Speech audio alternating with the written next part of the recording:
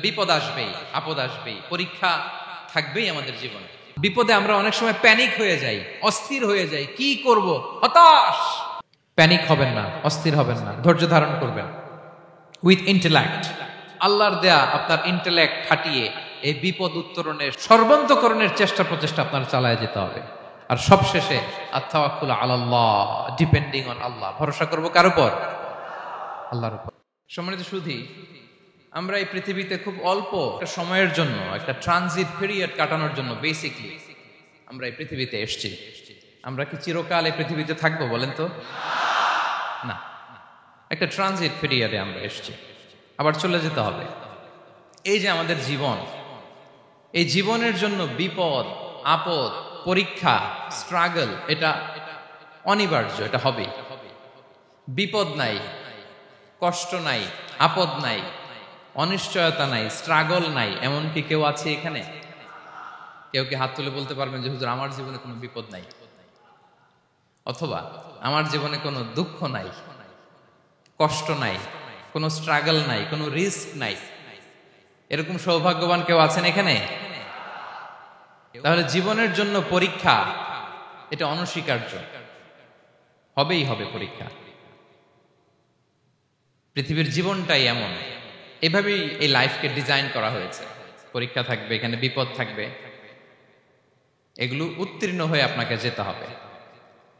চির সুখ, চির শান্তি, এটাই পৃথিবীতে হয় না। চির সুখ এবং চির শান্তির জায়গা হচ্ছে জান্নাত। চির সুখ এবং চির শান্তি কোথায়? এটা জান্নাতের বৈশিষ্ট্য। চির সুখ, চির শান্তি, টেনশন নাই, ঝামেলা নাই, পরীক্ষা নাই, বিপদ নাই, রিস্ক নাই, স্ট্রাগল নাই। এটা হচ্ছে দ্য ফিচার্স অফ জান্নাত, জান্নাতের ফিচার। কিন্তু সমস্যা বাদে তখন যখন জান্নাতের ফিচার আমরা দুনিয়ায় খুঁজি। যেটা পাবো আমরা জান্নাতে, এটা খুঁজি কোথায়? এই তখনই সমস্যা বাদে। And this is the main problem. এটাই বড় সমস্যা। এই সমস্যার সমাধান কোথায়, এটা নিয়ে আজকে আমি কিছু কথা অ্যাড্রেস করবো ইনশাআল্লাহ। তো তাহলে আসুন শুনি জান্নাতের ফিচার কি। জান্নাতের কমন একটা ফিচার হচ্ছে জান্নাতে there will be no sickness in paradise. জান্নাতে কোনো অসুস্থতা থাকবে না, চিরসুস্থ। সুবহানাল্লাহ পড়েন। চিরসুস্থ, চির সবল, কেউ অসুস্থ হবে না জান্নাতে। জান্নাত হবে অ্যান্টি এইজিং, জান্নাতে বয়স বাড়বে না কারো, চির যৌবনা, চির যুবক, অ্যান্টি এজিং। আপনারা জানেন যে বর্তমান পৃথিবীতে অ্যান্টি এজিং ক্রিম পাওয়া যায় না? ক্রিম, কথা বুঝতেছেন? অ্যান্টি এজিং ক্রিম পাওয়া যায়। তারা বলে এই ক্রিম মাখলে চামড়ায় ভাঁজ পড়ে না। এটার দাম আছে কিন্তু অনেক। অ্যান্টি এজিং ক্রিম লাগায়, শ্যাম্পু ইউজ করে, অ্যান্টি এজিং অয়েল আছে, এটা দিলে নাকি চামড়ায় ভাঁজ পড়ে না। ইভেন ভারতের অনেক বড় একজন ব্যবসায়ী মুকেশ আম্বানি, নাম শুনছেন না? যে তার ছেলের বিয়ে হয়ে গেল। তো এই মুকেশ আম্বানির স্ত্রী নীতা আম্বানি, সে কিছুদিন আগে এক বোতল গোল্ড ওয়াটার খেয়েছে, gold water, and it's cost $60,000। $60,000 দাম এক বোতল গোল্ড ওয়াটারের। কেন? ফর অ্যান্টি এজিং, যাতে বয়সের ছাপ গালে না থাকে। এখন বলেন, এভাবে কি আমাদের বয়সকে ধরে রাখা সম্ভব এই পৃথিবীতে? সম্ভব না, কারণ এই ফিচারটা দুনিয়ার ফিচার না, এটা জান্নাতের ফিচার। সুবহানাল্লাহ পড়েন। তাহলে জান্নাতে কেউ অসুস্থ হবে না। জান্নাত হবে চির যৌবন, চির যৌবনা, ওখানে আমরা যুবক থাকবো। প্রত্যেকে 33 বছরের যুবক যুবতী হয়ে জান্নাতে ঢুকবো। বিষ্ণু ইসলাম বলেন, আহলুল জান্নাতি জুরদা ওয়া মুরদা ওয়া আবনাউ সালাসিন ওয়া সালাসিন। জান্নাতে যারা যাবে শুভ্র দাড়িবিহীন, প্রত্যেকে হবে 33 বছর বয়সের। ওই যে 33 বছর বয়সে একবার ঢুকলেন, আর বয়স বাড়বে না, ওইটাই চিরকাল ওই বয়স পাবেন। জান্নাতের আরেকটা ফিচার হচ্ছে নো ফ্রাস্ট্রেশন, কোনো চিন্তা নাই, দুশ্চিন্তা নাই, হাইপার টেনশন নাই, সজীব, প্রাণবন্ত। সুবহানাল্লাহ। জান্নাতের আরেকটা ফিচার হচ্ছে there is no expiry date in জান্নাত। এক্সপায়ারি ডেট আছে? জান্নাতে যে ঢুকবো 7 দিনের জন্য চেক ইন, নাকি? চেক ইন কয় দিনের জন্য? 7 দিন, 10 দিন পরে চেক আউট করে ফেলবে, এরকম না। No expiry date. আজীবন একবার এন্ট্রি পেলে বের হওয়ার টেনশন নাই। আল্লাহু আকবার। তাহলে no expiry date, rather it's eternal. আজীবন থাকবেন, খালিদিনা ফিহা, চিরকাল থাকবেন। এবং জান্নাতের সবচাইতে গুরুত্বপূর্ণ ফিচার হচ্ছে there will be no death in জান্নাত। জান্নাতে আপনার আর মৃত্যু হবে না, মৃত্যুর বিদায় হবে। তার মানে আপনি অমর হবেন। তাহলে আপনি চির সুস্থ, চির সবল হবেন জান্নাতে, চির যুবক থাকবেন, প্রাণবন্ত থাকবেন, আপনি অমর হবেন, আপনি জান্নাতে মরবেন না। জান্নাতীরা যখন জান্নাতে যাবে, ফেরেশতারা ডেকে বলবে, ইয়া আহলাল জান্নাতি ইন্না লাকুম আন তাসিহু ফালা তাসকামু আবাদা। জান্নাতীরা চিরকাল সুস্থ থাকবা, অসুস্থ হবা না। ইন্না লাকুম আন তাশিব্বু ফালা তাহরামু আবাদা। তোমরা শাবাব থাকবা, বুড়া হবা না। ওয়া ইন্না লাকুম আন তাহইয়াউ ফালা তামুতু আবাদা। চিরকাল বেঁচে থাকবা, মরবা না। এবং সেদিন জান্নাতে মৃত্যু দেয়া হবে, মৃত্যু দেয়া হবে। ইউতাল মাউতু বিকাবশিন আমলাহ। একটা ছাগলের আকৃতিতে মৃত্যুকে আনা হবে। ফায়ুযবাহুল মাউত, মৃত্যুকে জবাই দেয়া হবে।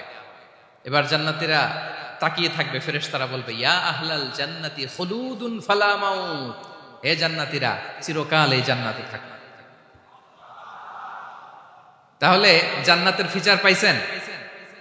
এখন কোন বোকা যদি এই ফিচার দুনিয়ায় খোঁজে, পাবে? পাবে না। কারণ দুনিয়ার ফিচার আলাদা। দুনিয়ার ফিচার কি? এই দুনিয়াতে বিপদ আসবে, কষ্ট আছে দুনিয়াতে, হতাশা আছে, ভয় আছে, অসুস্থতা আছে, বার্ধক্য আছে, এবং এই দুনিয়ার একটা এক্সপায়ারি ডেট আছে না? দ্য ডে ইউ ডাই, যেদিন আপনি মারা যাবেন, এটা আপনার এক্সপায়ারি ডেট। চলে যেতে হবে, চলে যেতে হবে। এই পৃথিবীতে মৃত্যুর অস্তিত্ব আছে। সবকিছু থমকে দিয়ে, আপনাকে চমকে দিয়ে মৃত্যু চলে আসবে, ঠিক কিনা বলেন? তাহলে এগুলো হচ্ছে দুনিয়ার ফিচার। এই দুনিয়াতে বিপদ আপদ, কষ্ট, ঝুঁকি, স্ট্রাগল, বার্ধক্য, অসুস্থতা, এগুলো নিয়ে আমাদেরকে টিকে থাকতে হয়। এটা দুনিয়ার ফিচার, মিলায় ফেললে হবে না। জান্নাতের ফিচার একটা, দুনিয়ার ফিচার আরেকটা। দুনিয়াতে কষ্ট থাকবে, বিপদ আপদ থাকবে।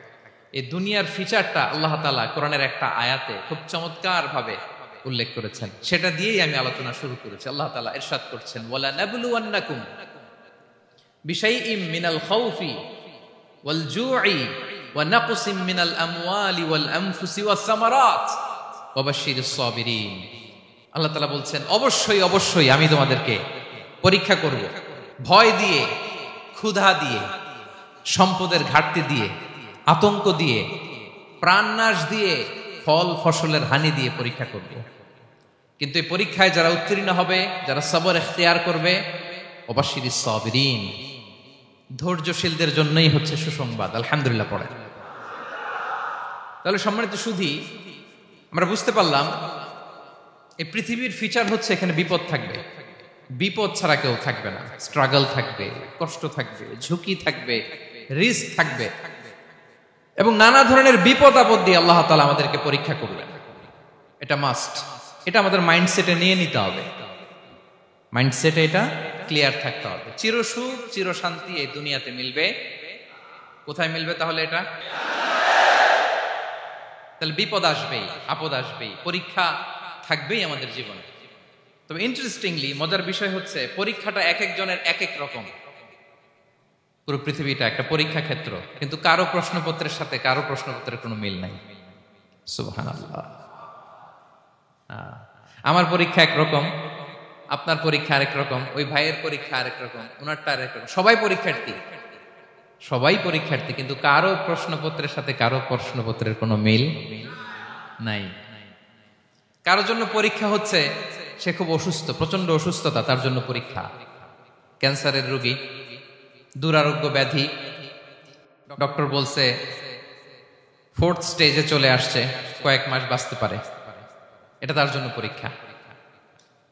আবার কারো দেখবেন যে খুব একটা অসুস্থতা নাই, অসুস্থতার ঝামেলা নাই, কিন্তু তার দারিদ্রতা আছে, তার আর্থিক অনটন, এটা তার জন্য পরীক্ষা। আবার কারো দেখবেন অসুস্থতাও নাই, দারিদ্রতাও নাই, তার দাম্পত্য জীবনের সমস্যা আছে না নাই? অনেকের দেখবেন এগুলো কোনোটাই সমস্যা না, তার ছেলে কথা শোনে না, মাদকাসক্ত। আহা, মাদকাসক্ত, রিহ্যাবে পাঠায়, আবার আসে, আবার গাঁজা খাওয়া শুরু করে। আছে না নাই বলেন? দেখেন তার পরীক্ষাটা আবার আলাদা। অনেকের দেখবেন মেয়ে বাবার কথা শোনে না। আবার অনেকের দেখবেন যে ব্যবসায় সমস্যা, লসের পর লস, লাভ উঠাতে পারে না। তাহলে পরীক্ষা ছাড়া, বিপদ আপদ ছাড়া দুনিয়াতে কেউ নাই, কেউ নাই প্রিয় ভাইরা। এটা আমাদের মাথায় রাখতে হবে। পরীক্ষা আপনাকে দিতেই হবে, পরীক্ষা দিয়ে দিয়েই নিজেকে প্রমাণ করতে হবে।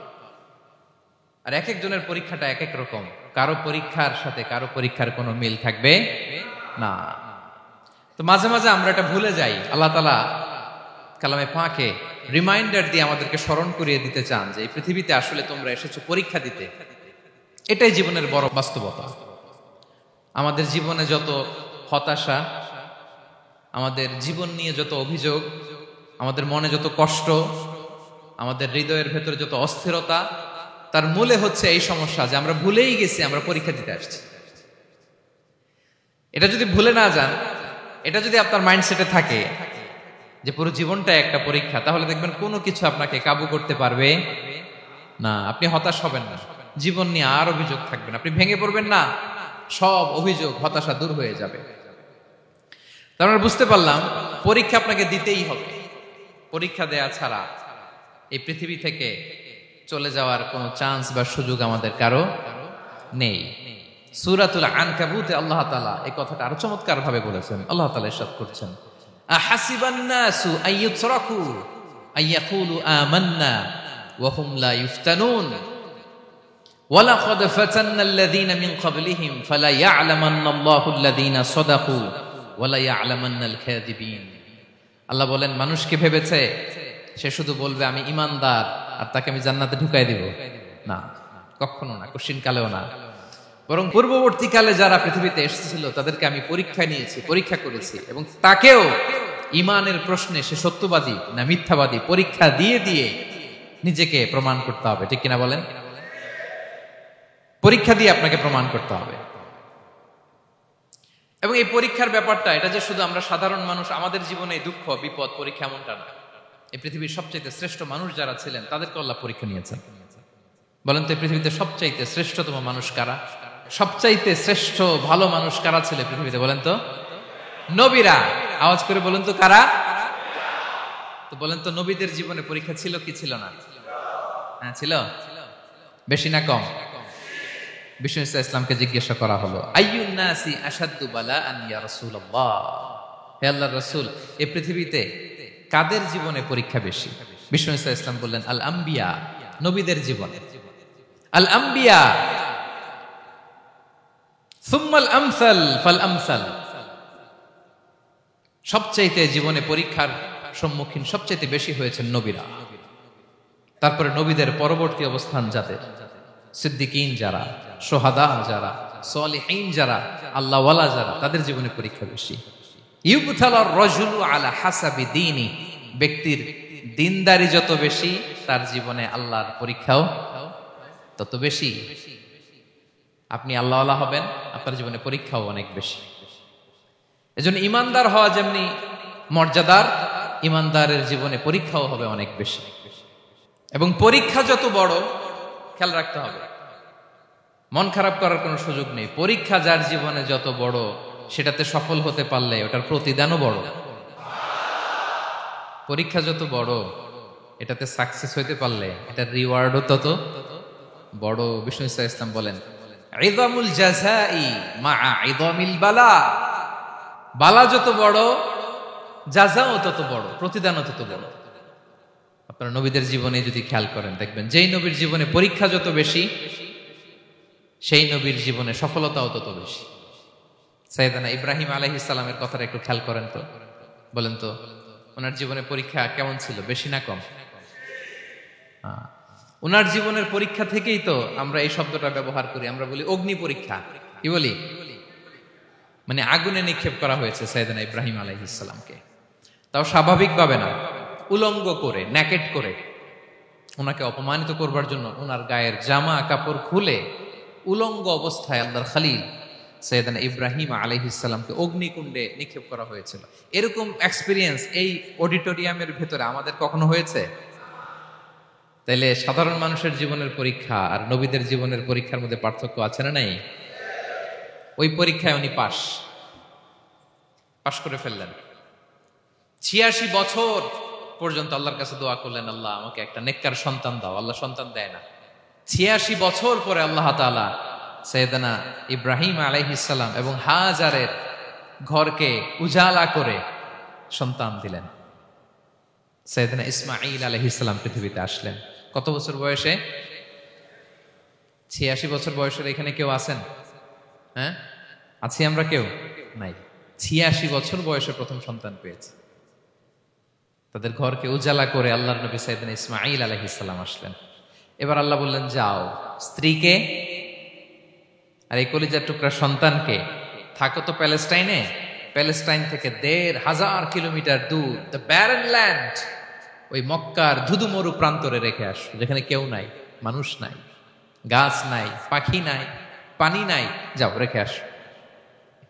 আচ্ছা বলেন তো, ৮৬ বছর পরে যে লোকটা সন্তান পেল, বুঝে শুনে উত্তর দিয়েন, ৮৬ বছর পরে যে লোকটাকে আল্লাহ তাআলা সন্তান দিল, তার হৃদয়ে ওই সন্তানের জন্য মায়া বেশি না কম? এমনি তো আমাদের প্রথম সন্তানের হিস্ট্রিটা একটু খেয়াল করেন তো। প্রথম আমাদের যে মেয়ে হয়েছিল বা যাদের ছেলে হয়েছিল, তার প্রতি আদর, সোহাগ, দরদ, ভালোবাসা, আহ্লাদ কত ছিল। আর ৮৬ বছর বয়স আল্লাহ তাআলা ওনাকে সন্তান দিলেন, দিয়ে বললেন, যাও হাজারকে আর ইসমাঈলকে মক্কার ধুধুমরু প্রান্তরে রেখে আসো।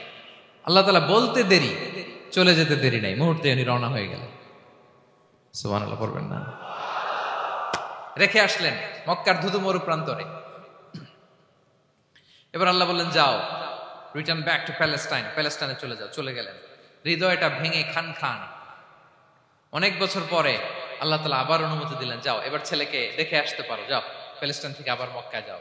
সাইয়েদনা ইব্রাহিম আলাইহিস সালাম প্যালেস্টাইন থেকে আবার ১৫০০ কিলোমিটার পথ পাড়ি দিয়ে, এখনকার মতো ফ্লাইটে যায় না, গাড়িতেও না, উটে করে। কিসে করে? উনি যে কতবার মক্কা থেকে ফিলিস্তিন এসেছেন আর গিয়েছেন, কোনো ইয়ত্তা নাই, হিসাব নাই। গেলেন, এবার ছেলেটা হাঁটতে পারে, দৌড়াতে পারে, একটু একটু কথা বলতে পারে, আব্বু আব্বু ডাকতে পারে। কেমন মায়া লাগে বলেন তো? মায়া ভালোবাসায় যখন টইটম্বুর, ঠিক ওই মুহূর্তে আল্লাহ বললেন, ছেলেকে জবাই করো, জবাই করো ছেলেকে। আল্লাহ তাআলা বলতে দেরি করেছেন, আল্লাহর আদেশ পালনে ১ সেকেন্ডও তিনি দেরি করেন নাই। ছুরি চালালেন, জান্নাত থেকে দুম্বা নিয়ে আসা হল। এভাবে আল্লাহর নবী ইব্রাহিম আলাইহিস সালাম ওনার জীবনের প্রতিটি ক্ষেত্রে যেখানে আল্লাহ তাআলা ওনাকে পরীক্ষা নিয়েছেন, উত্তীর্ণ হয়েছেন। এবং দেখেন ওনাকে আল্লাহ তাআলা কি উপহার দিলেন। আল্লাহ তাআলা ওনাকে খলিলুল্লাহ উপাধি দিলেন, আল্লাহর বন্ধু। সুবহানাল্লাহ বলেন। আল্লাহ তাআলা বলছেন, ওয়া ইযি বিতালা ইব্রাহিম রাব্বুহু বিকালিমাতিন ফাআতাম্মাহুন ক্বালা ইন্নী জাঈলুকা লিন-নাসি ইমামা। আল্লাহ অনেকগুলো পরীক্ষা নিয়েছিলেন সাইয়েদনা ইব্রাহিম আলাইহিস সালাম, প্রতিটা পরীক্ষায় সাকসেসফুলি পাস করেছেন, গোল্ডেন এ প্লাস। আল্লাহ বলেন, ইন্নী জাঈলুকা লিন-নাসি ইমামা, I'm gonna make you the leader for the entire human being. I'm gonna appoint you as a leader for the entire universe. গোটা বিশ্বের জন্য, গোটা মানবতার জন্য আমি তোমাকে লিডার বানায় দিলাম। ইযামুল জাযাই মা'a ইযামিল বালা। পরীক্ষা যত বড়, ওই পরীক্ষায় পাশ করলে ওইটার ফলাফল ও প্রতিদানও বড়। তাহলে দেখেন প্রিয় ভাইরা, সাইয়েদনা ইব্রাহিম আলাইহিস সালামের জীবনে পরীক্ষার কোনো শেষ ছিল না। আমি আপনি কোথায়? আল্লাহর খলিলের জীবনে যদি এত পরীক্ষা থাকতে পারে, আমি আপনি কোথায় বলেন তো? এবার বলেন, সাইয়েদনা মূসা আলাইহিস সালাম, ওনার জীবনে তো কোনো পরীক্ষার ছিল না। হ্যাঁ, গুণে শেষ করতে পারবেন? জন্মটাই তো হয়েছে পরীক্ষার মধ্য দিয়ে। মিশরের ছেলে সন্তান হইলেই ফেরাউন বলছে জবাই করো। ওনার মা এরকম সিন্ধুকে করে ভাসায় দিলেন নীল নদীতে। আল্লাহু আকবার! কি একটা রোমাঞ্চকর পরিস্থিতির মধ্য দিয়ে আল্লাহ তাআলা ওনাকে বাঁচালেন। সুবহানাল্লাহ। জন্মই হয়েছে পরীক্ষার মধ্যে দিয়ে। বড় হইলেন, ফেরাউনের ভয়ে দেশ ত্যাগ করলেন, মিশর থেকে মাদিয়ান। আবার আল্লাহর আদেশে যখন ফিরে আসলেন, আবার ফেরাউনের সাথে তর্ক বিতর্ক, যুদ্ধ। একটা রাত আল্লাহ নবী মুসা আলাইহিস সালাম শান্তি মতো মিশরে ঘুমাতে পারে নাই একটা রাত। শেষ পর্যন্ত এই ফেরাউন মুসা আলাইহিস সালামকে ধাওয়া করেছে, ফেরাউনের ধ্বংসের আগ পর্যন্ত সে মুসা আলাইহিস সালামকে ধাওয়া করেছে। তার মানে মুসা আলাইহিস সালাম এই বিপদ আপদ পরীক্ষা এগুলো থেকে মুক্তি পান নাই। এবার বলেন ঈসা আলাইহিস সালামের কথা, ওনার জীবনে তার পরীক্ষা ছিল না? কি পরীক্ষা ছিল?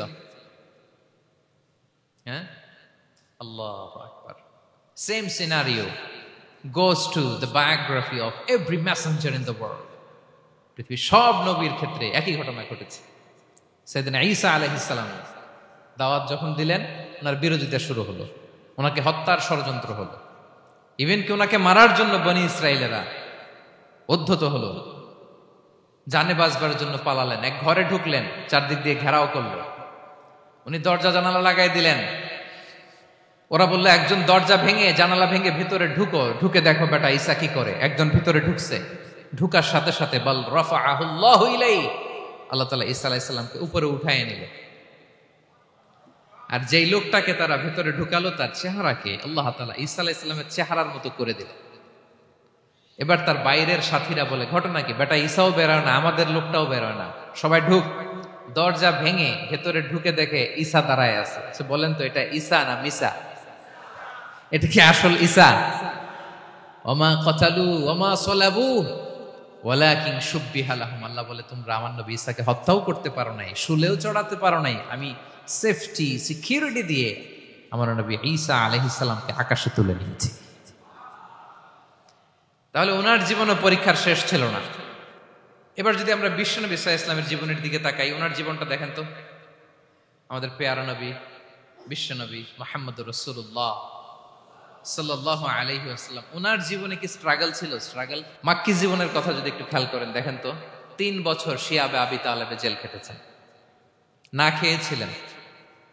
ওনার বংশের লোকেরা প্রথমে ছাগল খেয়েছে, ছাগলগুলো যখন শেষ, ছাগলের চামড়াগুলো শুকিয়ে ওইটা খাইছে। গাছের পাতা ছাল এগুলো খেয়ে খাবারের অভাবে বেহুশ হয়ে পড়ে থাকতো তারা, না খেয়ে। না খেয়ে কয়দিন ছিলেন আপনি?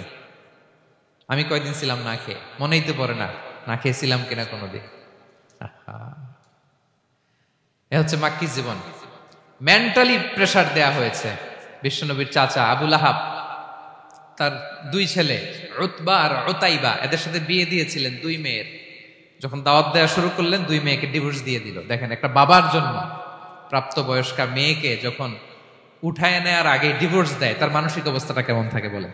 মেন্টালি প্রেসারাইজ করা হয়েছে, ফিজিক্যালি হ্যারাস করা হয়েছে। বিষ্ণু ইসলাম যখন নামাজে দাঁড়াতেন, উটের পচা নারী ভুঁড়ি বিষ্ণুনবীর কাঁধে চাপিয়ে দেওয়া হতো। আপনার জীবনে এরকম ঘটছে কখনো? আপনি নামাজ পড়তেছেন, উটের পচা নারী ভুঁড়ি আপনার কাঁধে চাপিয়ে দেওয়া হয়েছে। কয়দিন হয়েছে এরকম? কয়দিন হয়েছে? হ্যাঁ, তারপরে তো আলহামদুলিল্লাহ বেরোয় না মুখ দিয়ে। কেমন আছেন হুজুর কয়েন না, বেশি একটা সুবিধার না, তাই না? বেশি একটা একটু মিলাবেন। কতটুকু পরীক্ষা আমরা দিয়েছি। তায়েফে গেলেন বিশ্বনবী, তায়েফে গেছিলেন জমির বায়না দিতে, তাই না? জমি কিনবে তায়েফে। তায়েফবাসীদেরকে জাহান্নামের আগুন থেকে বাঁচাতে গিয়েছিলেন, নিজের জন্য না। সেখানে তায়েফের ছেলেরা পাথর মেরেছে বিষ্ণু ইসলামের গায়ে। এত শুভ্র দেহ ছিল, চেহারা ছিল, বিষ্ণুবীর গা দিয়ে ঝরঝর করে রক্ত ঝরেছে। ফিজিক্যাল হ্যারাসমেন্টের শিকার হয়েছেন বিষ্ণু ইসলাম। যখন যেদিন বিষ্ণু ইসলামকে হত্যার ষড়যন্ত্র করা হলো, আল্লাহ তাআলার আদেশে তিনি মক্কা থেকে মদিনা হিজরত করলেন। মদিনাতে যে একটা রাত, 7ম হিজরির আগ পর্যন্ত শান্তিতে ঘুমাতে পারেন নাই। 3 দিকে 3 ইহুদি বসতি, বনু কাইনুকা, বনু নদীর, বনু কুরাইজা। আহা, খাওয়ার মধ্যে বিষ মিশিয়ে দেয়া হয়েছিল বিষ্ণু ইসলামের। বাজুর, খাসির বাজুর রান পছন্দ করতেন। এক ইহুদি মহিলা বিষ্ণু ইসলামের ওই রানের মধ্যে বিষ মিশিয়ে দিয়েছিল। ওই বিষের যন্ত্রণায় মৃত্যুর আগ পর্যন্ত বিষ্ণুনবী কাতরাতেন, এবং উনি ইন্তেকালের সময় ওই বিষের ব্যথা যন্ত্রণাতেই ইন্তেকাল করেছেন। বিষ্ণুনবীর ইন্তেকালটা শাহাদাতের ইন্তেকাল ছিল।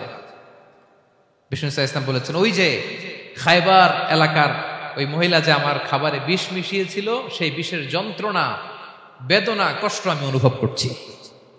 খেয়ে না খেয়ে দিন প্রচারের কাজে নিজেকে দিয়েছ বিলিয়ে, তায়েফের কাফিরেরা চিনল না সে আলো, দুষ্ট ছেলেদের পিছু দিল লেলিয়ে, পাথরের আঘাতে ক্ষত বিক্ষত হয়ে সারা শরীর থেকে রক্ত ঝরে। হে রাসূল তোমাকে ভুলি আমি কেমন করে, হে রাসূল তোমাকে ভুলি আমি কেমন করে। হাজার ব্যথা বেদনার পরে ফিরে আসনি তুমি আপন ঘরে, দিনের আলো তুমি ছড়িয়ে দিতে চলে গেলে মদিনায় মক্কা ছেড়ে। হে রাসূল তোমাকে ভুলি আমি কেমন করে, হে রাসূল তোমাকে ভুলি আমি কেমন করে। ঠিক কিনা বলেন? একটা রাত শান্তিতে শান্তির ঘুম তিনি দিতে পারেন নাই। প্রিয় ভাইরা, তাহলে আমরা কি বুঝলাম? বিশ্বনবীর জীবনও পরীক্ষা ছিল কি ছিল না? আমাদের উপায় আছে? আমরা বাঁচতে পারবো এই বিপদ আপদ পরীক্ষা ঝঞ্ঝাল থেকে? বাঁচতে চাইলেও বাঁচতে পারবো? পারবো না। ইমাম মালিক আলাইহি রাহমা নাম শুনেছেন? ইমাম মালিক, ওনার জ্ঞান থেকে লাখো লাখো মানুষ উপকৃত হয়েছে, কোটি কোটি মানুষ উপকৃত হয়েছে। মদিনার রাস্তায় রশি দিয়ে ওনাকে টেনে হিচড়ে এক এলাকা থেকে আরেক এলাকায় নিত জালেম বাদশারা। ইমাম মালিক আলাইহি রাহমা। ইমাম আহমদ ইবনে হাম্বল,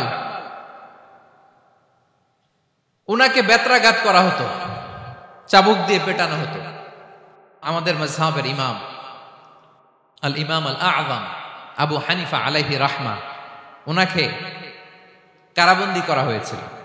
তার মানে দেখেন, যত বড় বড় স্কলার, যত বড় বড় মাশায়েখ, এমনকি আম্বিয়া আলাইহিস সালাম, ওনারাও পরীক্ষা বিপদ আপদ থেকে রেহাই পান। পাইছে? তাহলে আপনি আর আমি পাবো? বলেন তো।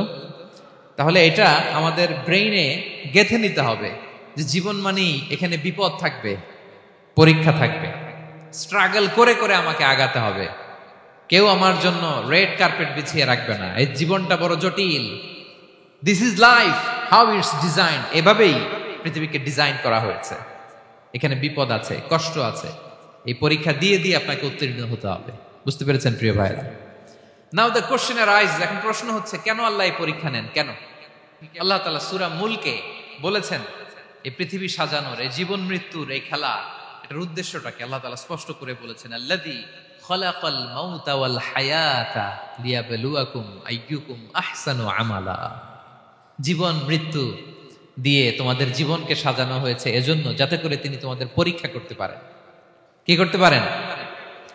তোমাদের মধ্যে কে সৎকর্মে অগ্রগামী, কে কাজে ভালো, আমলে ভালো, এটা দেখার জন্য। বেসিকলি আল্লাহর দেখার প্রয়োজন নাই, আমাদেরকে দেখানোর জন্য এই পরীক্ষার আয়োজন। আমি ভালো করবো না খারাপ করবো এটা আল্লাহ জানে না? তো ওনার পরীক্ষা করা লাগে কেন? কথা বলেন। আমি জান্নাতি না জাহান্নামী এটা আল্লাহ জানেন না? বেসিকলি আমাদেরকে জানানোর জন্য এই পরীক্ষার আয়োজন। কাদেরকে জানানোর জন্য? মানে তুমি জেনে যাও তুমি জান্নাতি না জাহান্নামী। আমি ভালো করেই জানি।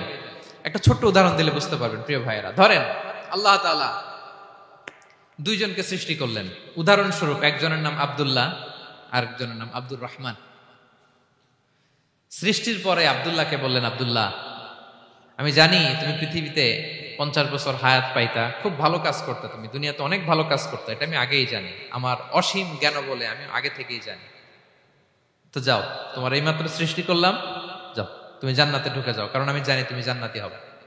আচ্ছা, আর আব্দুর রহমান তুমি পৃথিবীতে খুব খারাপ কাজ করতে, এটা আমি জানতাম, তোমারে পাঠাইলে খারাপ কাজ করবা, তুমি সীমালঙ্ঘন করবা, অন্যায় করবা, অপরাধ করবা, তুমি জাহান্নামী হবা, যাও। যেহেতু আমি জানি পরীক্ষার আর দরকার নেই, তোমারে জাহান্নাম দিয়ে দিলাম, যাও ঢুকে যাও। আব্দুল্লাহ ঠিকই জান্নাতে ঢুকে যাবে, আব্দুর রহমান কি ঢুকবে? ঢুকবে? সে বলবে আল্লাহ এইমাত্র আমারে বানাইলেন, এইমাত্র আপনি আমাকে সৃষ্টি করলেন, সৃষ্টি করেই বলতেছেন তুমি জাহান্নামে যাও, আর বলতেছেন আমি জানি দুনিয়াতে পাঠালে তুমি খারাপ কাজ করবা, তুমি জাহান্নামী হবা, পাঠানোর আর কি দরকার, আগে থেকে জাহান্নামে যাও। আল্লাহ আপনি জানলে জানতে পারেন, আমি তো জানি না। ঠিক কিনা বলেন? সে বলবে না আল্লাহ আপনি ভুল বলতেছেন, এই দুনিয়াতে পাঠাইলে আমি খুব ভালো কাজ করতাম, আমি সীমা লঙ্ঘন করতাম না, নামাজ পড়তাম, রোজা রাখতাম, হজ করতাম, যাকাত দিতাম, সাদাকা করতাম, চ্যারিটি করতাম, জনকল্যাণকর সব ভালো কাজগুলো আল্লাহ আমি করতাম।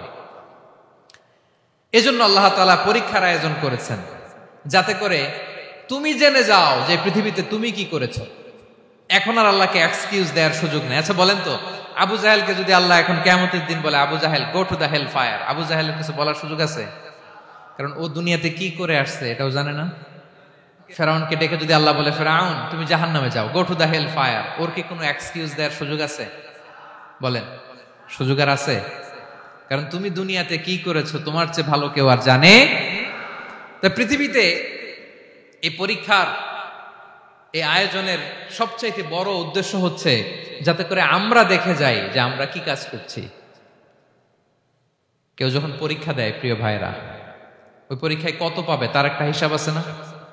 বলেন, আপনি গণিত পরীক্ষা দিয়ে আসছেন, যে 100তে 100 পাবে সে বলতে পারে আমার সব অঙ্ক হয়েছে, ঠিক কিনা বলেন? আর যে লাড্ডু গুড্ডু বুঝছেন তো, কিছুই পারে নাই, ঘোড়ার ডিম, তারও একটা হিসাব আছে যে সে কিছুই লিখে আসতে পারে নাই। তাই পৃথিবীতে এই পরীক্ষার আয়োজনের প্রধানতম কারণ হচ্ছে যাতে করে আমরা বুঝে যেতে পারি যে আমরা কোথায় যাব, জান্নাতে না জাহান্নামে।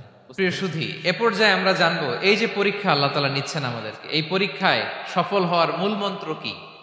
কোরআনে বিভিন্ন আয়াতে এই পরীক্ষার কথা বলা হয়েছে এবং এই পরীক্ষার সফলতার মূল মন্ত্রও কোরআনে ঘোষিত হয়েছে। আলহামদুলিল্লাহ বলেন।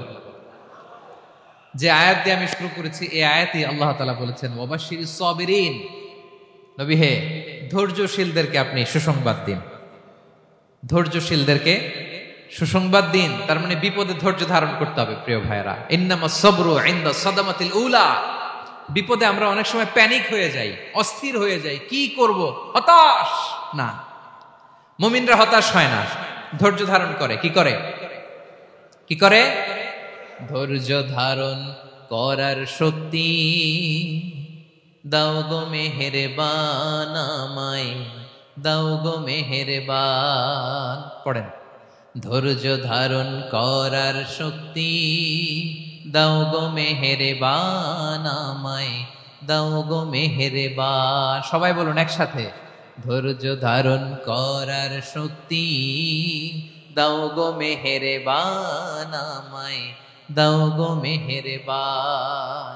বুকের ভেতর ব্যথার নদী বইছে অবিরাম, বইছে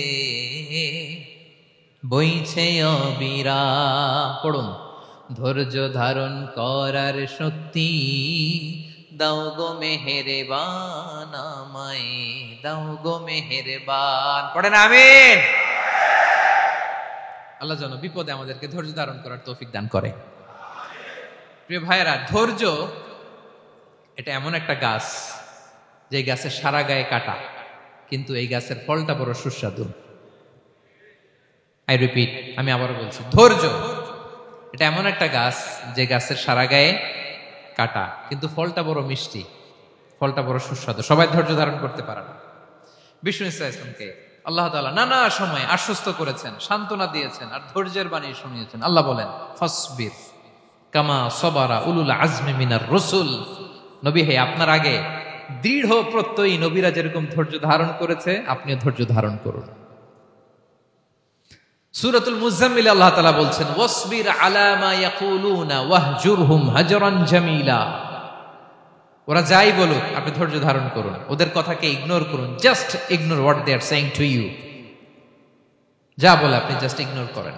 ওরা বিষ্ণু ঈসা ইসলামের মনোবলকে ভেঙে দেওয়ার জন্য কখনো বিষ্ণু ঈসা ইসলামকে কবি বলে গালি দিত। কবি কি বলতো? শায়ের। কখনো বলতো মজনুন, পাগল। নাউজুবিল্লাহ পড়বেন না? পাগল বলে গালি দিত। মাঝে মাঝে বলতো কাহিন, গণক।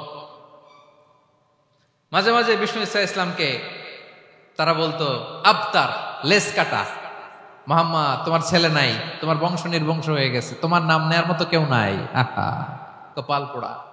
গোটা বিশ্বব্যাপী বিষ্ণু ইসলামের সুনাম সুখ্যাতি ছড়িয়ে দিয়েছে কে? আকাশ বাতাস মাড়িয়ে, সাতাকাশ ছাড়িয়ে আল্লাহর আরশ পর্যন্ত আল্লাহ তাআলা বিষ্ণুনবীর সুনাম সুখ্যাতিকে সৌচ্চ করেছেন, ঠিক কিনা বলেন? ইগনোর করুন। আপনাকে কবি বলে, গণক বলে, আপনাকে পাগল বলে, আপনাকে লেসকাটা বলে, জাস্ট ইগনোর দেন। বর্তমান সময়েও নানা ধরনের ট্যাগ আমাদেরকেও দেয় কি দেয় না বলেন? দেয়। আমাদেরকে কি বলে? মৌলবাদী বলে, বলে বলে ওই যে রাজাকার বলে। রাজাকার রাজাকার খেলার দিন শেষ। মন মতো হইলে মুক্তিযোদ্ধা, মন মতো না হইলে রাজাকার, এই দিন শেষ। ওই দিন আর নাই, এই কার্ড দিয়ে আর খেলার দিন নাই। এগুলো মানুষ আর খায় না এখন, এগুলো গিলে না আর। সাধারণ মানুষ বড্ড সচেতন। দেখেন, কালের বিবর্তনে, সময়ের আবর্তনে একই পরিক্রমা আমাদেরকেও ট্যাগিং করে, আমাদেরকে মৌলবাদী বলে, ব্যাকডেটেড বলে, রাজাকার বলে, জঙ্গি বলে, যুদ্ধাপরাধী বলে। আছে না এরকম? ওয়াসবির আলা মা ইয়াকুলুন, নিজের সাথে মিলায় নেন, যা বলে ধৈর্য ধারণ করো। ওয়াহজুরহুম হাজরান জামিলা, জাস্ট ইগনোর দেম, ভালোভাবে ইগনোর করেন, খালাস, সালাম দিয়ে কেটে পড়েন। তাহলে প্রিয় ভাইরা, এই বিপদ আপদ আমাদের পিছু ছাড়বে না, পিছু ছাড়বে না। নবীদের পিছু ছাড়ে নাই, আমরা কোথায়? আমরা আর কি? বিপদ আমাদেরকে ধৈর্য ধারণ করতে হবে, মনোবল হারাইলে হবে না। দেখেন বিশ্বনবী কিভাবে আপনাদেরকে সান্ত্বনা দেয়। বিশ্বনবী বলেন, আজাবান লি আমরিল মুমিন, মুমিনের ব্যাপারটা বড় আশ্চর্যজনক। ফাইন্না আমরাহু কুল্লাহু লাহু খাইর, মুমিনের জীবনে যা ঘটে সবটাই খাইর, সবটাই কল্যাণ। ইন আসাবাতহু সাররাউ শাকারা ফাকানা খাইরাল্লাহ ওয়া ইন আসাবাতহু দাররাউ সাবারা ফাকানা খাইরাল্লাহ। মুমিনের জীবনে যদি সুখ আসে তাহলে মুমিন শুকরগুজার হয়, এটা তার জন্য ভালো। আর যদি মুমিন জীবনে দুঃখ আসে তাহলে সে সবর ইখতিয়ার করে, এটাও তার জন্য ভালো। সুবহানাল্লাহ। তাহলে দেখেন, আমরা হয় সুখে থাকি নয় দুঃখে থাকি, ঠিক কিনা বলেন? তাহলে সুখের সময় আমরা শুকর করি, কি করি? শুকরগুজার হই। শুকরিয়া করাও একটা ইবাদত, শুকরিয়া করাও কি? আর দুঃখের সময় আমরা সবর করি, সবর করাটাও একটা। তাহলে আমাদের পুরো জীবনটাই ইবাদত, পুরো জীবনটাই। সুখের সময় শুকর আর দুঃখের সময় সবর। আওয়াজ করে বলেন, সুখের সময় শুকর আর দুঃখের সময়। এই দুই ইবাদত মুমিন জীবনে চলমান, কন্টিনিউয়াস, একটা উইন উইন সিচুয়েশন। কি বলেন? উইন উইন হয়ে গেল না? যেই পরিস্থিতিতেই থাকে আমাদের জন্য লাভ। আল্লাহু আকবার। তাহলে প্রিয় ভাইরা, এটাই জীবনের বাস্তবতা। সবর আমাদেরকে ইখতিয়ার করতে হবে, হতাশ হওয়া যাবে না। অনেকে আমরা অল্পতে হতাশ হই। এই যে আমরা ধৈর্য ধারণ করছি, এর ফল পাচ্ছি না। দীর্ঘ 1.5 যুগ, 1.5 দশক ধরে ধৈর্য ধারণ করছেন না আপনারা? এখন মুক্তি, স্বাধীনতা, বিজয় এনে দিয়েছে কে? ধৈর্য ধারণ করুন। ধৈর্যের যে ফলাফল, এটা বড় মিষ্টি। ধৈর্য এমন একটা গাছ, এই গাছের সারা গায়ে কাটা, কিন্তু এর ফলটা বড় সুস্বাদু, এর ফলটা বড় মিষ্টি। ধৈর্য ধারণ করার অভ্যাস করতে হবে প্রিয় ভাইরা। মুমিন হতাশ হয় না, হাল ছেড়ে দেয় না। মুমিন ভরসা রাখে একজনের উপর, তিনি কে? লা তাইয়াসু মির রাউহিল্লাহ ইন্নাহু লা ইয়াইয়াসু মির রাউহিল্লাহি ইল্লাল কওমুল কাফিরুন। আল্লাহর রহ থেকে, রহম থেকে নিরাশ হয়ে যাও না। কাফির ছাড়া, অকৃতজ্ঞ ছাড়া কেউ আল্লাহর রহ থেকে, আশা থেকে নিরাশ হয় না। শয়তানের সবচেয়ে বড় মিশন হলো আমাদেরকে হতাশ বানানো, এটা খেয়াল রাখবেন। শয়তানের সবচাইতে বড় মিশন কি? আমাদেরকে হতাশ করে দেয়া। হতাশ বানাইতে পারলে সে সাকসেসফুল, খুশি। কিন্তু আমরা এত সহজে হতাশ হই না, আমরা নিরাশ হই না, আমরা বিপদে হাল ছেড়ে দেই না। আমরা ভরসা রাখি এক মহান সত্তার উপর, তিনি কে? মনে থাকবে? বিপদ আসলে ভেঙে পড়বেন? ভিসা না হইলে কান্নাকাটি শুরু করবেন, ব্যবসায় লস হইলে হাউমাউ, হ্যাঁ, দেশ থেকে কোনো দুঃসংবাদ আসলে হতাশ হবেন, ভেঙে পড়বেন। ধৈর্য ধারণ করব আমরা। আওয়াজ করে বলেন, আমরা কি করব? সবর। বিপদ ট্যাকেল দেওয়ার প্রথম স্টেপ হচ্ছে সবর, ধৈর্য ধারণ করতে হবে। অবশ্যই সাবিরিন, ধৈর্যশীলদেরকে সুসংবাদ দাও। বিপদ থেকে বাঁচার দ্বিতীয় স্টেপ হচ্ছে এই বিপদ থেকে উত্তরণের চেষ্টা করতে হবে, কন্টিনিউয়াস প্রচেষ্টা চালিয়ে যেতে হবে। ওয়াল্লাযীনা জাহাদু ফিনা লানাহদিয়ান্নাহুম সুবুলানা, যারা আমার রাস্তায় চেষ্টা করে, প্রচেষ্টা করে, স্ট্রাগল করে, তাদেরকে আমি পথ দেখিয়ে দেই, সুবুল দেখিয়ে দেই, ওয়ে আউট দেখায় দেই, এক্সিট দেখায় দেই। কোথাও আটকাবেন না আপনি, আপনাকে এক্সিট দেখাই দিবে কে? মালয়েশিয়াতে কেলুয়ার বলে না, কেলুয়ার কি বলে চিনেন? কেলুয়ার মানে কি? এক্সিট। এক্সিট পেয়ে যাবেন, আটকাবেন না আপনি জীবনে কোথাও। 3 নাম্বার, আল্লাহর উপর তাওয়াক্কুল করতে হবে বিপদ আসলে। ওমাইয়া তাওয়াক্কাল আলাল্লাহি ফাহুয়া হাসবুহ, আল্লাহর উপর যে তাওয়াক্কুল করে আল্লাহই তার জন্য যথেষ্ট হয়ে যায়। তাহলে বিপদে প্রিয় ভাইয়ের আমরা প্যানিক হব না, ধৈর্য ধারণ করব, বিপদ থেকে উত্তরণের সর্বোচ্চ প্রচেষ্টা চালিয়ে যাব, আর ভরসা রাখবো একজনের উপর, তিনি কে? আর বিপদ আসলে এটাকে নেগেটিভলি নেবেন না সবসময়। বিপদ আপদ এটা অনেক পজিটিভ ভালো জিনিস আমাদের জীবনে বয়ে নিয়ে আসে।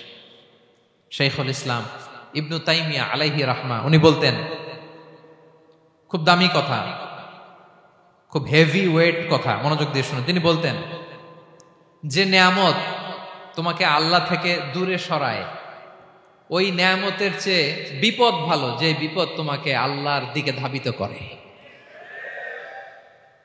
আই রিপিট, আমি আবারও বলি, যে নাজ নেয়ামত তোমাকে আল্লাহ থেকে দূরে সরিয়ে দেয়, সে নাজ নেয়ামতের চেয়ে ওই বিপদ আপদ ভালো, যেই বিপদ আপদ তোমাকে আল্লাহর কাছে টেনে নেয়।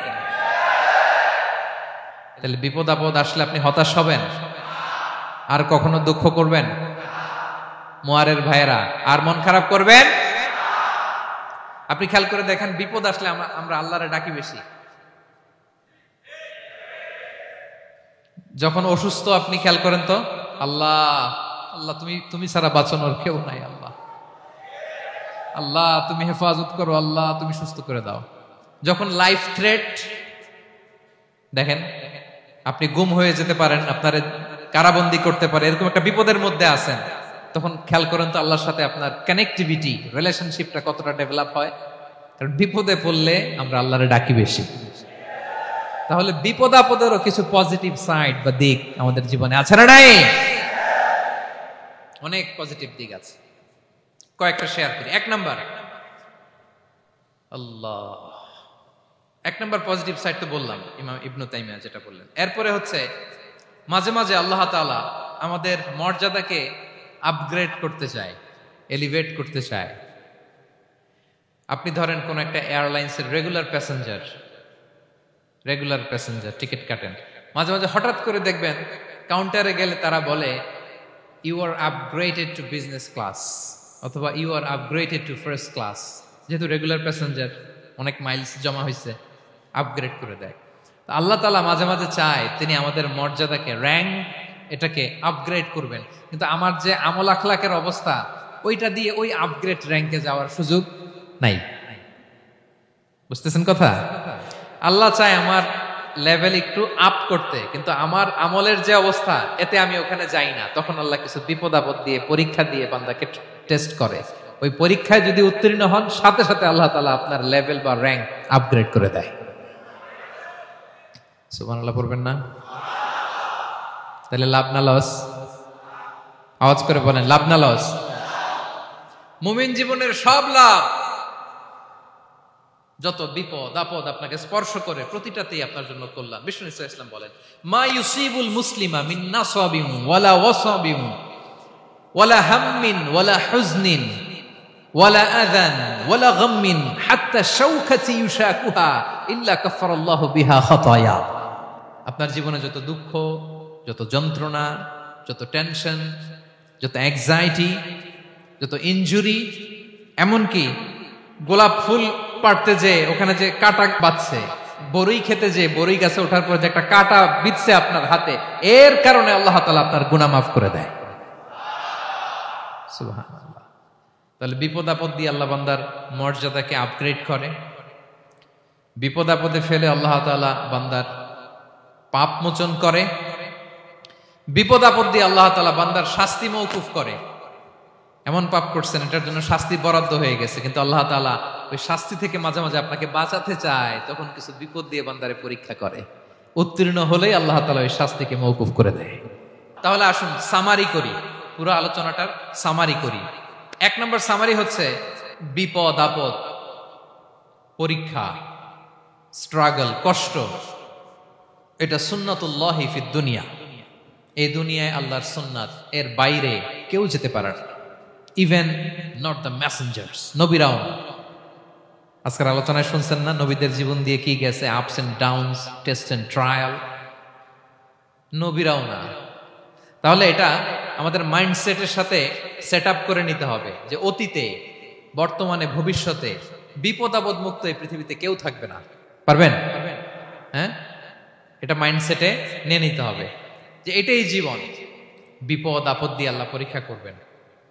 এটাই পৃথিবী, চির সুখ চির শান্তি এই পৃথিবীতে খুঁজলেই পাওয়া যায় না। শুরুতে বলছিলাম না, চির সুখ চির শান্তি। বলেন তো এটা কি দুনিয়ার ফিচার না জান্নাতের ফিচার? জান্নাতের ফিচার দুনিয়ায় খুঁজলে পাওয়া যাবে? যাবে না। তাহলে আজকের আলোচনার এক নাম্বার লেসন হচ্ছে বিপদ আপদ এটা সুন্নাতুল্লাহি ফিদ দুনিয়া। এই দুনিয়া আল্লাহর সুন্নাত, এটা থেকে মুক্তি পাওয়ার কোনো সুযোগ নাই, নবীরাও পায় নাই। দুই নাম্বার লেসন, বাঁচার যেহেতু সুযোগ নাই, we have to face it with patience, intellect and tawakkul. বিপদে অস্থির হওয়া যাবে না, এটাকে ফেস করতে হবে উইথ পেশেন্স, ধৈর্যের সাথে। বিপদ আমরা মোকাবেলা করব কিসের সাথে? ধৈর্য। প্যানিক হবেন না, অস্থির হবেন না, ধৈর্য ধারণ করবেন উইথ ইন্টেলেক্ট। আল্লাহর দেয়া আপনার ইন্টেলেক্ট খাটিয়ে এই বিপদ উত্তরণের সর্বান্তকরণের চেষ্টা প্রচেষ্টা আপনার চালায় যেতে হবে। আর সবশেষে আত-তাওয়াক্কুল আলাল্লাহ, ডিপেন্ডিং অন আল্লাহ, ভরসা করব কার উপর? আল্লাহর উপর। পারা যাবে তো?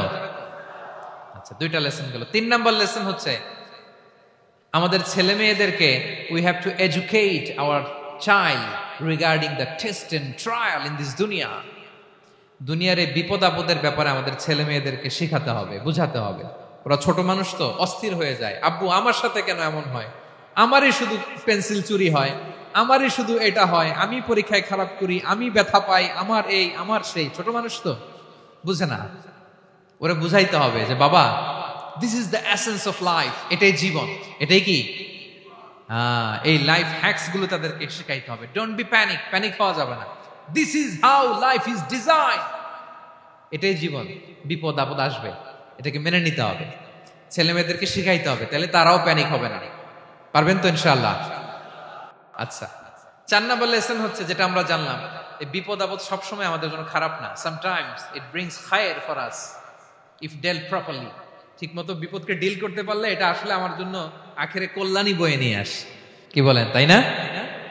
কল্যাণ বয়ে নিয়ে আসে। সব শেষ কথা হলো আমরা যেন এই বিপদগুলোকে প্রপারলি ডিল করতে পারি, আমরা যেন সবর ইখতিয়ার করতে পারি।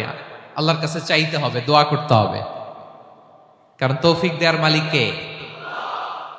আল্লাহর কাছে যেন আমরা কায়মনোবাক্যে প্রার্থনা করতে পারি, আল্লাহ এই বিপদকে যেন আমরা ডিল করতে পারি উইথ সাবর, উইথ ইন্টেলেক্ট, উইথ তাওয়াক্কুল।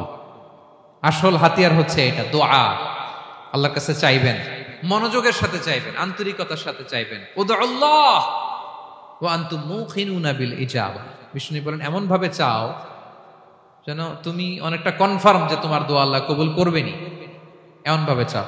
অনেকে রোবোটিক দোয়া করে। রোবোটিক দোয়া মানে দোয়ার মধ্যে প্রাণ নাই, ধ্যান নাই, মন নাই, আগ্রহ নাই, ভালোবাসা নাই। ওই দোয়া আল্লাহ কবুল করে না। মনোযোগ দিয়ে চাইতে হবে চাওয়ার মতো, তাহলে আল্লাহ তাআলার পক্ষ থেকে তৌফিক পাওয়া যাবে। পারা যাবে তো ইনশাআল্লাহ? আল্লাহ তাআলা আমাদের সবাইকে বিপদে আপদে ধৈর্য ধারণ করার তৌফিক দান করুক। নবীরা তাদের জীবনে যেভাবে স্ট্রাগল, আপস এন্ড ডাউনস, বিপদগুলোকে, টেস্ট এন্ড ট্রায়াল গুলোকে ডিল করেছে, আমরা যেন সেভাবে ডিল করতে পারি। আল্লাহ তৌফিক দান করুক। আল্লাহ তাআলা আমাদের সবাইকে কথাগুলো বোঝা আর আমল করার তৌফিক দান করুক।